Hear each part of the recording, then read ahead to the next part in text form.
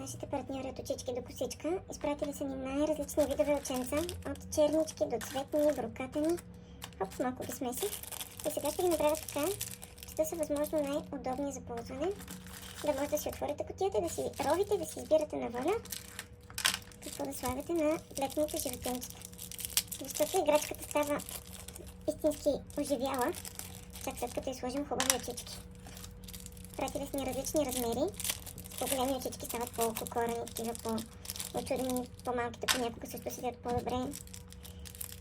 С една играчка няма еднакви, но всяка и отиват различни очи, макар да се плетат с една и съща схема. Колко са красиви от тези синичките. Сега се вижда на светлина. Има и лилави. Никога не съм си мислила, че ще използвам лилави очи за играчка, защото ми се струваха кичозни. Сложих ги обаче на един ноктопод и стана най-красивия, който някога съм правила. На един розов слон също много добре се съчетаха, така че очевидно съм грешала. Идеални за бебешката ръчичка, да могат да хващат и да гризкат.